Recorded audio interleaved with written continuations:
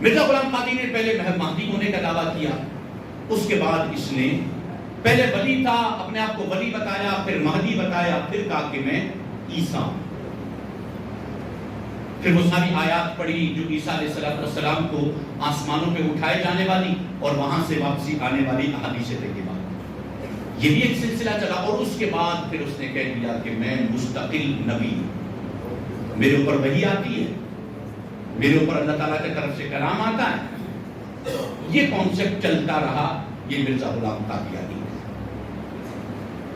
اور دنیا میں جتنے بھی اسلامک ویب سائٹس ہیں، ان میں سے بڑی تعداد قادیانیوں کی ہے، جو ریئل اسلام یا اسلام کے نام پر، ٹرو اسلام، ریئل اسلام یا اسلام کے نام پر سوشل میڈیا پر باقاعدہ ان کی ویب سائٹیں ہیں اور بہت کام کر رہے ہیں۔ انہوں نے تحریف شدہ قرآن بھی اپلوڈ کیا، بہت کچھ اپنی طرف سے یہ اسلام کے خلاف بہت پروپیگنڈا کر رہے تھے، کر رہے ہیں، آئندہ بھی کریں گے۔ آج کی جمعۃ المبارک میں کم از کم اتنی اویئرنس ہمارے پاس ہونی چاہیے کہ یہ عقیدہ بنیادی ہے، یہ عقیدہ بہت اہم ہے، بہت امپورٹنٹ ہے۔ ختم نبوت پر نہ کبھی کوئی کمپرومائز ہوا ہے، نہ کبھی ہوگا۔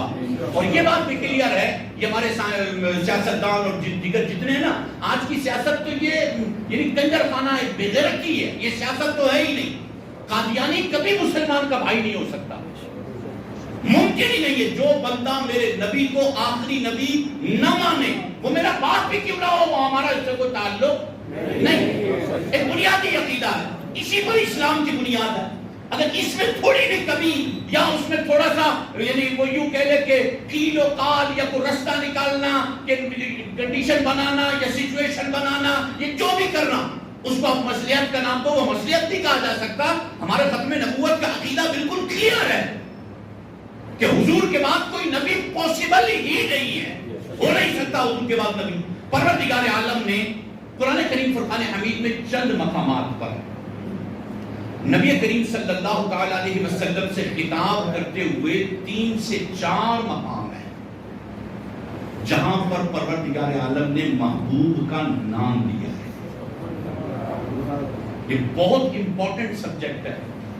پورا قرآن نازل مصطفیٰ پہ ہوا ہے، محبوب پہ نازل ہوا ہے، لیکن 4 مقامات ایسے ہیں جہاں پر اللہ نے محبوب کا ذاتی نام لیا ہے۔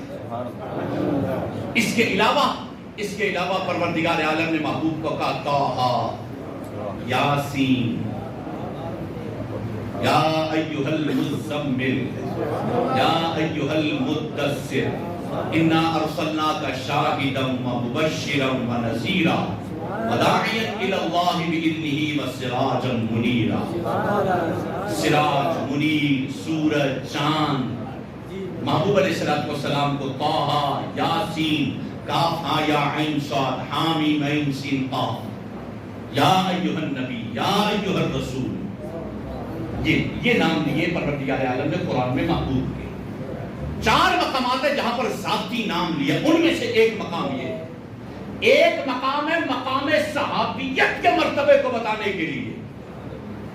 محمد الرسول اللہ والذین معہ اشداء علی الکفار ورحماء بینہم، یہاں حضور کا ذاتی نام لے کے، اب یا ایھا الرسول بھی ہو سکتا تھا، یا ایھا النبی بھی ہو سکتا تھا، اور بھی صفاتی نام ہو سکتے تھے، لیکن وہ سارے صفاتی نام نہیں۔ جب صحابہ کے مرتبے کو بتانا تھا تو حضور کا ذاتی نام لے کے بتایا۔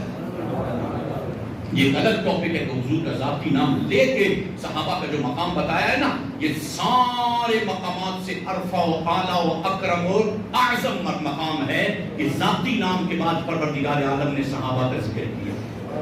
یہاں ہے ما کان محمد ابا احد من رجالکم، میرا محبوب ذاتی نام دیا، میرا محبوب محمد صلی اللہ علیہ وسلم، تم مردوں میں سے کسی کا باپ نہیں۔ 4 بیٹیاں ہیں، بیٹیوں کے باپ ہیں محبوب۔